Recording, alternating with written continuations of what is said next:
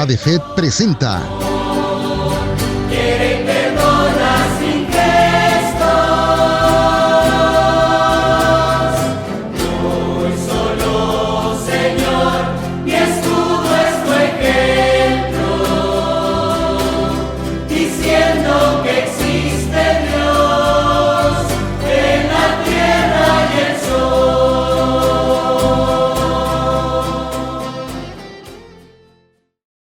Hola, ¿qué tal? Sean todos bienvenidos a este nuevo programa A la Luz de la Fe. El día de hoy me encuentro en la ciudad de Caborca, Sonora. Estoy en el templo de Nuestra Señora de la Candelaria. El invitado que tenemos hoy es el Padre Enrique Pérez. El Padre Enrique Pérez es el vicario judicial de la diócesis de Nogales.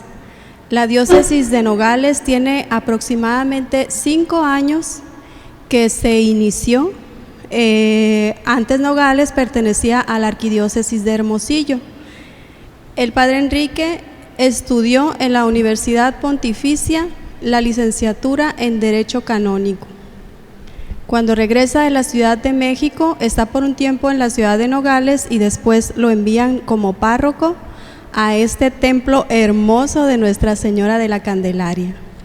El día de hoy abordaremos este tema que es de suma importancia para nosotros los laicos, conocer sobre el derecho canónico y todo lo que esto conlleva.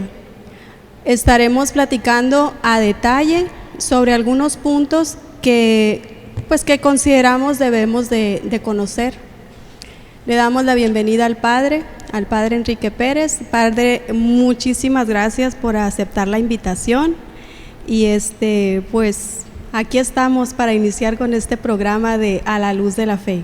Pues gracias a ti, Lore, por esta invitación, la cual apreciamos con mucho cariño también, y pues estamos aquí para compartir un poquito de la experiencia de Dios y de la fe que a todos nos ha venido a nutrir, ¿no? Muchas gracias a ti por este detalle. Gracias, Padre. Como primera pregunta, creo que de aquí partiríamos para que nos diga de una manera breve, pero también sencilla, ¿qué es el derecho canónico? El derecho canónico es una de las ramas de la Iglesia que sirve para mantener el orden social, el orden jurídico de todo lo que tiene que ver con la religión, y concretamente el derecho canónico se basa a partir de ciertas normas que la Iglesia procura que se observen, pero no de una manera,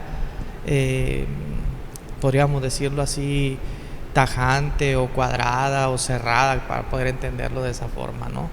Sino más bien desde un punto pastoral, espiritual, religioso, trata de enseñarnos a nosotros sobre el bien común, por ejemplo, ¿no? Así como todas las normas, todas las leyes, incluso en el orden social y civil, tienen la intención de procurar el orden, así también aquí podríamos interpretarlo como el bien común, ¿no? El bien de todos, para que la Iglesia trabaje con un mismo fin, como va a decir el último de los cánones, porque concretamente el derecho canónico se basa en un libro de normas o de cánones. La Constitución Política de México, por ejemplo, se basa en artículos. Aquí está delimitado en cánones. Y el último de ellos, el 1752, habla de que el derecho de la Iglesia, así como la misión de esta, está ordenada para la salvación de las almas, ¿no? Entonces, el fin del derecho canónico es la salvación de todos. Bien, para nosotros los que desconozco, bueno, yo me incluyo, hace 10 años yo ni siquiera había escuchado hablar del derecho canónico. Y hace 10 años conocí a 2 personas, que por cierto quiero saludar al Padre Enrique Valenzuela, que se acaba de recibir con el título también de licenciado en Derecho Canónico. Él está en Ensenada, quiero mandarle un saludo, Padre. Entonces él estaba haciendo un diplomado en Derecho Canónico, y también otra persona, pero él está en Estados Unidos, y fue que por medio de ellos yo apenas empecé a conocer un poco de lo que era el derecho canónico dentro de la iglesia, y para yo poderlo entender de una manera más sencilla me dijeron, bueno, es algo así como la ley civil que tenemos todos, pero esto está aplicado a la iglesia, al pueblo de Dios. Padre, eres el vicario judicial de la diócesis de Nogales. ¿Nos podrías decir cuál es la función de un vicario judicial? Pues aquí los padres dicen que soy el policía de la iglesia, ¿no? Pero ese título más bien es un cargo eclesiástico que se deriva a partir de una delegación. El obispo tiene el poder de regir, de ser el pastor, de guiar, de educar, de enseñar a sus fieles en su iglesia particular, que es la diócesis, en este caso don José Leopoldo González González, a quien también enviamos un cordial saludo. Él goza de todas esas potestades por derecho ordinario. Él es el propio, pues, a quien le corresponde gobernar una iglesia particular, ¿no?, que son las diócesis. Entonces, pero como es una labor muy ardua y que requiere también de otros compromisos y tareas, pues necesita delegar, así como en toda organización, ¿no? Por lo tanto, la potestad judicial en el orden de las leyes y las normas de la iglesia, de la observancia, de la promoción, pues esa corresponde por delegación al vicario judicial, es a quien se la concede, así como lo va a hacer con el vicario de pastoral, todo lo que tenga referencia con lo pastoral, al vicario episcopal, al vicario general, en cuanto sea de la administración de la diócesis. Por ejemplo, si él no está en la diócesis, cada uno de los vicarios va a ejercer sus labores que le corresponden. Entonces, en sí, el vicario judicial también, pues, en esa delegación participa en el gobierno de la diócesis, ya sea aconsejando a través de consejos de ciertos grupos, como va a ser el Consejo Presbiteral, el Colegio de Consultores, el Consejo Diocesano de Asuntos Económicos, etcétera, etcétera, ¿no? O en algunos aspectos que tengan que ver con normas y leyes en la iglesia. Pero en sí, el vicario judicial, pues, tiene esas tareas, además de ser el presidente del tribunal eclesiástico, si existiera en una diócesis. Pero como aquí en la iglesia particular de Nogales, en nuestra diócesis, aún no contamos con el tribunal, puesto que es de reciente creación, ¿no? Bien, una de las dudas que siempre surgen, y de hecho que hasta me la han preguntado en alguna ocasión a mí, padre, es que esto yo ya lo quisiera más aterrizar en cuanto a dudas que pudiéramos tener los laicos. Por ejemplo, cuando un matrimonio decide divorciarse, pero resulta que después quieren volver a casarse, quieren también hacerlo por la iglesia, porque están llevando una vida cristiana a pesar de no haber tenido éxito en el matrimonio, y entonces se preguntan por dónde empezar, qué hacer, qué es lo que tengo que hacer, porque yo quisiera de nuevo volver a tener la bendición, tener este sacramento nuevamente. Este se me hace un caso así como muy aterrizado, donde usted nos pudiera explicar qué pasos tendríamos que seguir para poder llevar este proceso y que se pueda realizar. Me imagino que deben de llevar algunos pasos a seguir, normas, etcétera. ¿Sí nos pudiera ampliar un poquito sobre esto? A la torre, pues son muchos. Bueno, entonces lo más básico que nos explique. Son muchos, pero no imposibles. La anulación, porque así se llama, la anulación del matrimonio sacramental o el matrimonio eclesiástico, la anulación es uno de los aspectos del derecho canónico. El derecho canónico abarca muchos más, como va a ser la función de santificar, todas las cuestiones de los sacramentos, en la cual se encuentra concretamente el sacramento del matrimonio, ¿verdad? va a también tener la función de trabajar por el pueblo de Dios, por ejemplo, los derechos de los laicos y de los fieles, de todos, religiosos, sacerdotes, religiosas, todos, ¿no? Y uno de los derechos de los laicos es que se les atiendan también en sus necesidades espirituales. Es un derecho para el laico y un deber para el sacerdote hacérselos cumplir.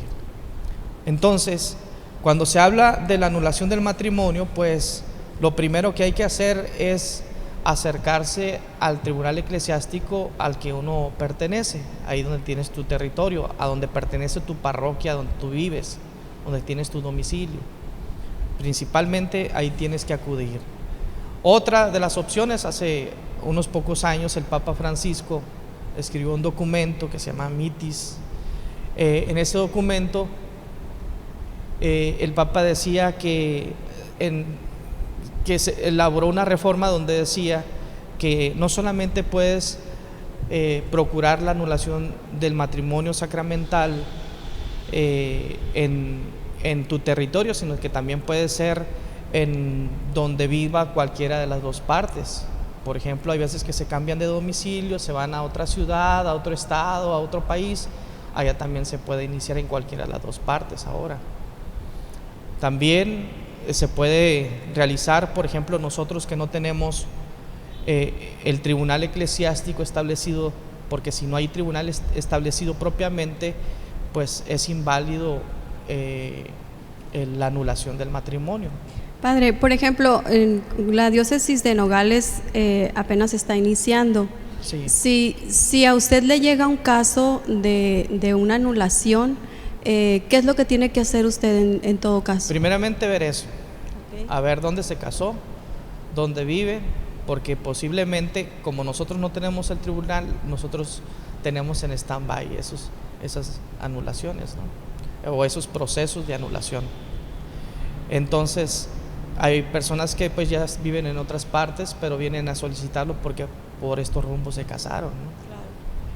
Entonces, otra cosa que tiene que analizarse antes de empezar un proceso es si la situación está irremediablemente reparable.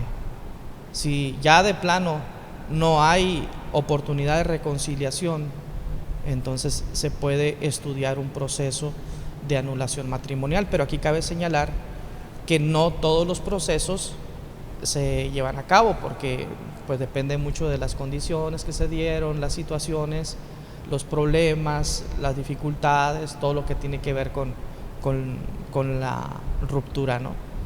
Y luego no es una seguridad que al iniciar un proceso vaya a dar con la anulación propiamente, porque puede resultar para una persona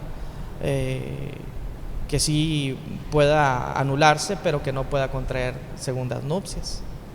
O sea, hay muchos detalles y cada caso tiene que verse en particular, así que ahorita no podríamos decir concretamente esta persona sí puede anular su matrimonio, o incluso aunque vinieran con uno así una platicadita aquí campechaneada, así tranquilo, como muy dominguera, no le podemos decir, ¿sabes qué? Sí tiene anulación, o cuando la gente va con su párroco o el presbítero, el sacerdote de su confianza y le dice, fíjese padre, o en la confesión, fíjese padre que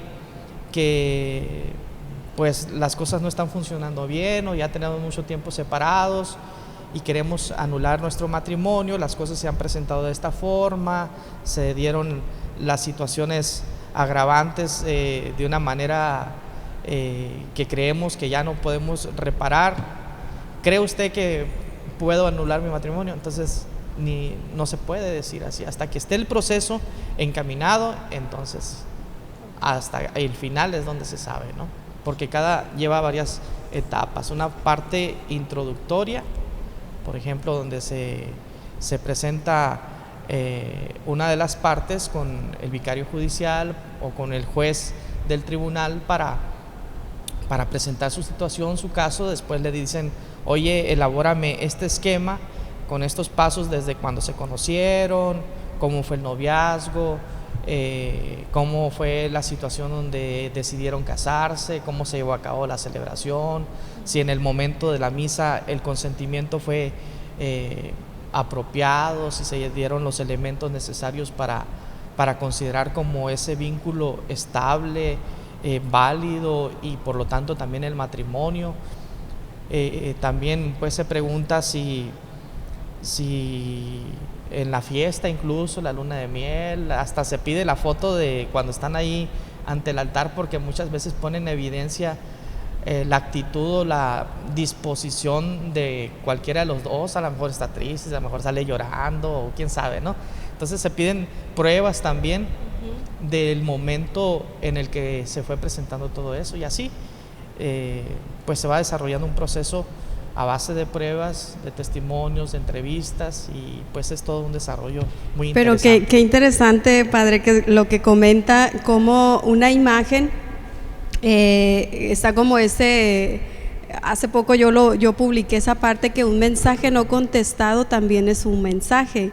Entonces podríamos decir que en una imagen que quizás nadie está hablando, pero la imagen en sí habla por sí sola. Claro. Hay comunicación dentro de esa imagen, y qué interesante que una fotografía pueda servir de evidencia para un proceso como este. Sí, una prueba. Sí.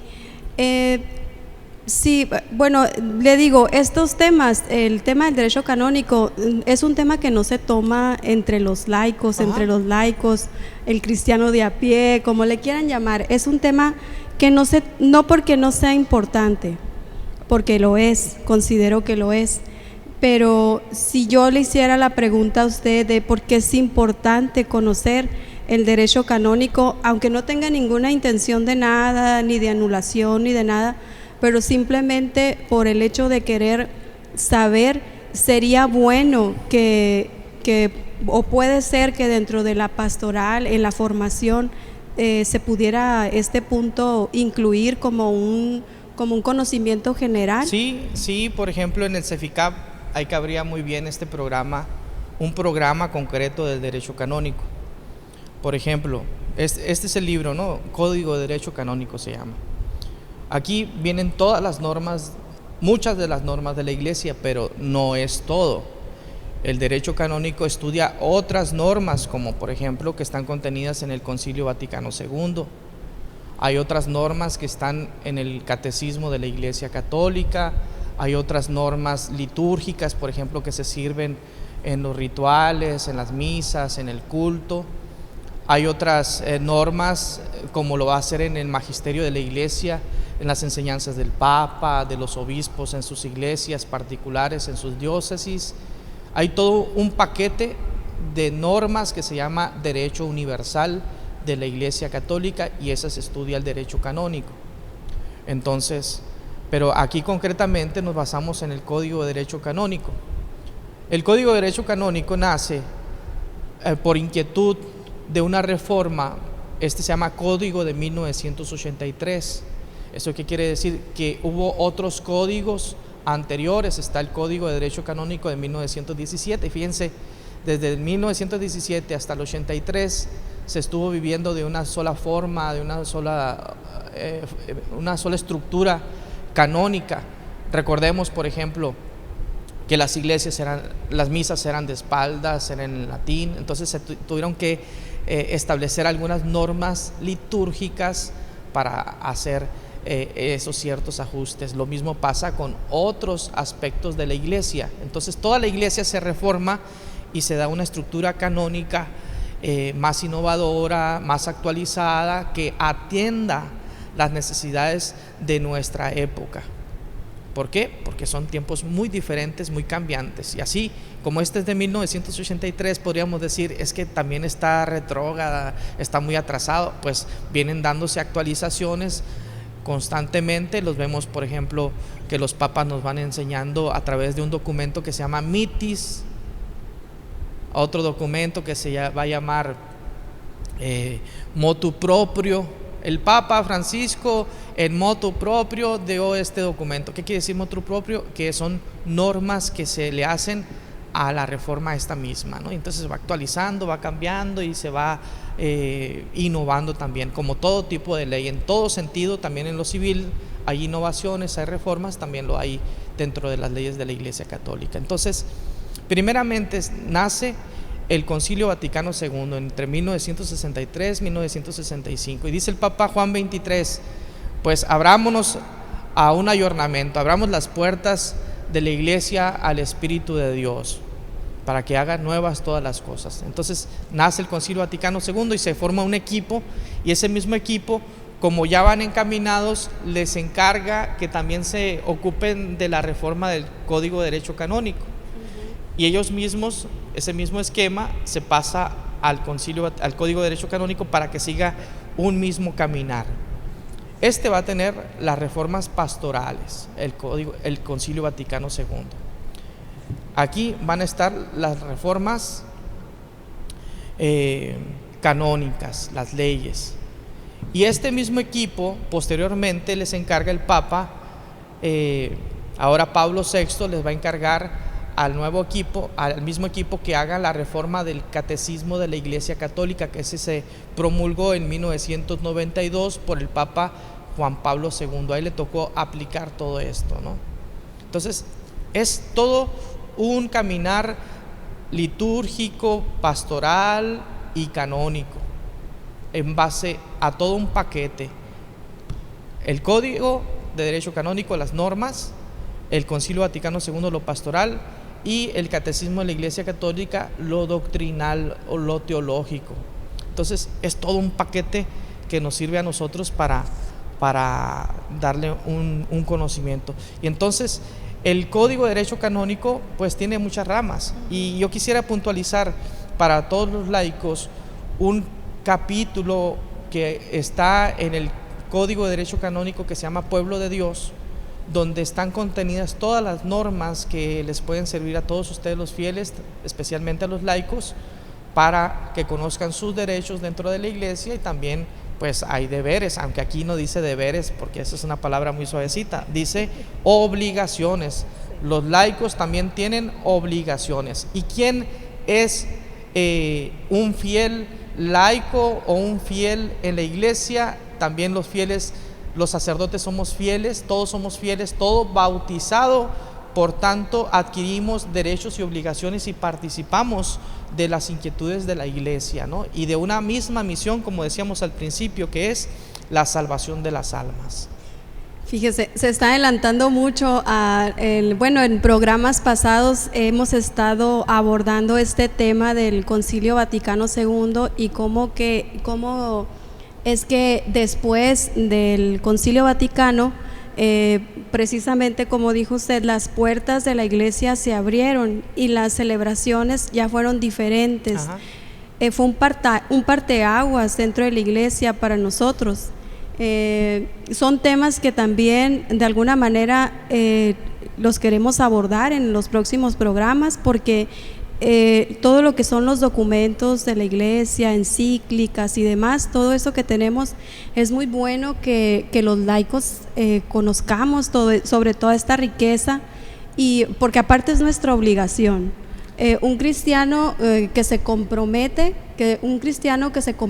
en la Iglesia, que tiene convicciones fuertes de seguir a Cristo, también tiene la obligación de formarse, tiene la obligación de conocer, de aterrizar todo este conocimiento, pero sobre todo ponerlo a la práctica, Padre. Así es, Lore, y qué bueno que lo señalas, porque muchas veces nos quedamos solamente en la idea de que las personas que van a misa o que están bien comprometidas, que pertenecen a algún grupo, la gente que va a misa todos los domingos, o con el solo hecho de cumplir la misa de domingo ya es suficiente, o que lo hagan los demás, decimos, ¿no? Pero todo bautizado tenemos los mismos derechos y mismas obligaciones. A lo mejor cuando adquirimos algún compromiso, algún servicio, un cierto apostolado, también asumimos otras responsabilidades más reafirmadas, pero lo cierto es que todos tenemos nuestros derechos y obligaciones en la Iglesia. Así como tenemos, por ejemplo, el derecho de recibir sacramentos, de que se nos dé catequesis para los niños, para los adultos, etcétera. También adquirimos nuestras responsabilidades como ayudar a las necesidades de la iglesia. Está el deber también de apoyar en la misma catequesis, por ejemplo, en la instrucción. Otro de los requisitos o deberes que creo yo que son muy importantes y que no siempre están contenidos aquí en los documentos es el deber de formarnos, de seguir creciendo en la instrucción y retroalimentarnos, porque pues la formación nos ayuda para no caer en el fanatismo, ¿no? Exactamente. Después de tener este proceso, el primero que es la conversión, después del anuncio, sigue esa catequesis. Siempre hago mención cuando me toca estar dando clases, porque doy clases en el CEFICAP, siempre me toca esa parte de compartir esa parte donde les digo que después de haber escuchado al maestro cuando nos llama, cuando nos dice sígueme, de ahí viene después la formación, que nos dejemos formar, que nos dejemos moldear y después ir a la misión, porque no nos podemos quedar solamente en ese conocimiento. La conversión y la formación deben de ir de la mano. Padre, fíjate, si me permites. Sí, claro. Aquí en el Concilio Vaticano II y en el Código de Derecho Canónico que lo recoge, en Gaudium et Spes número 8, habla precisamente de eso, el 7, el 8, el 26 creo que también, sobre el deber que tenemos nosotros de instruirnos y de seguir al maestro que nos llama, ¿no? Porque primeramente nos convertimos en discípulos, dispuestos a escuchar, atentos a la voz del maestro que nos llama, pero no podemos quedarnos siempre como discípulos, sino que también necesitamos, una vez que nos hemos instruido, nos hemos formado, necesitamos también convertirnos en apóstoles, en enviados. Y yo creo que eso es algo sumamente importante y que te ayudaría a ti, hermano, hermana, para seguir descubriendo cuál es el plan de Dios en tu vida. Aquí estamos hablando a lo mejor de leyes y normas, y como estamos acostumbrados a que no nos estén mandando, que no nos digan tienes que hacer esto, tienes que hacer aquello, esto te está prohibido, etcétera, etcétera. No son prohibiciones, no son trabas como muchas veces la gente piensa, sino más bien procuran ayudarnos a todos a seguir un mismo dinamismo precisamente en este discipulado y en este apostolado. Como muchas veces no nos gusta que nos manden y nos digan lo que tenemos que hacer, pues a lo mejor les parece algo frío esto, pero tiene mucho de pastoral, de servicio, de entrega, de generosidad y también, lo podemos decir así, de misericordia por parte de Dios con nosotros, que nos invita también a ser como nuestro maestro, actuar conforme a la bondad y la caridad. Aquí la justicia se traduce como caridad, amor, misericordia.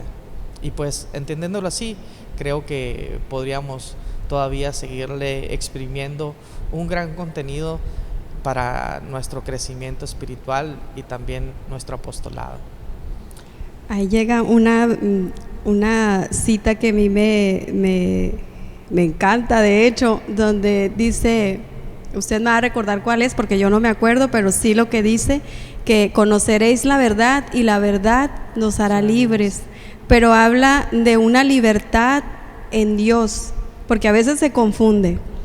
He tenido la oportunidad de tener muy buenos maestros y siempre nos hacen ese énfasis, la importancia de la formación, porque como dice el Padre Enrique, si tú no te formas, si tú no conoces de tu fe, solamente vas a estar escuchando que te digan qué es lo que tienes que hacer.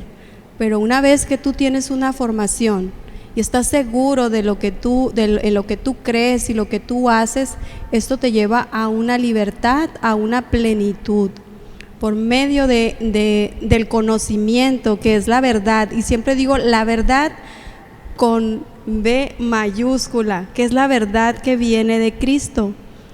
Ahorita nos mencionó una parte en el derecho canónico, Padre, que dijo que sería muy bueno que conociéramos, y me gustaría que la vuelva a mencionar para todos ustedes que están viendo el programa, busquen esta parte. Seguramente está en internet porque todo Sí. lo podemos bajar ahí. Póngale ahí, de hecho está en la página del Vaticano, ahí está el Código de Derecho Canónico, o póngale Código de Derecho Canónico PDF, para que les salga todo el libro, lo puedan bajar.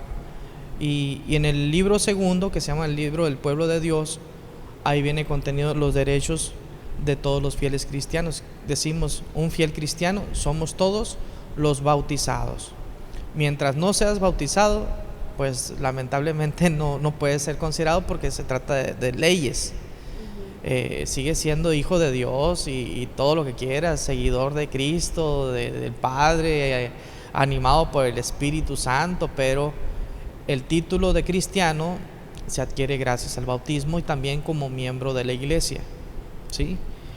Entonces, estos fieles cristianos, que somos todos los bautizados, podemos estudiar, y incluso si no estamos bautizados y somos de otra religión, no pasa nada si los estudiamos.